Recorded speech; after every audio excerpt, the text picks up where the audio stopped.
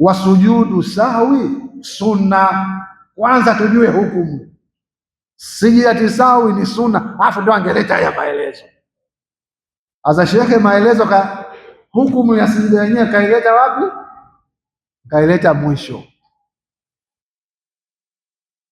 Anasema wa mahaluhu, na sehemu ya kusujudu, mahala pa kusujudu, kabla salami, ni kabla ya kutoa.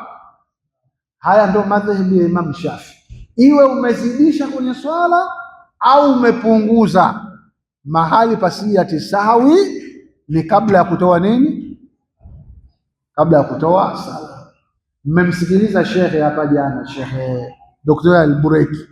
Daktari Al-Bureki kwenye madhehebu ya Imam Ahmad, ukipunguza kwenye swala utasijidi sijida sahwi kabla ya kutoa.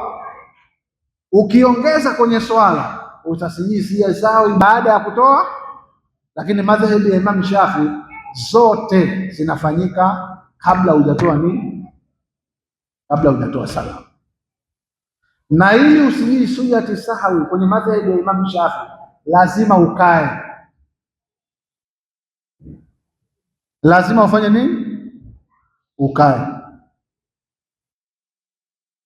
Aljulusu li sijidati sahwi. Sawa? Utakaa kwanza kitako, alafu ndio usujudi sijida mbili. Sawa? Kwenye madhehebu ya Imam Shafi sijidati sahwi uweze kuwa umesimama afu kaporomoka moja kwa moja kwenye mpaka ukae kitako, alafu ndio ulete zile sijidati sahwi mbili.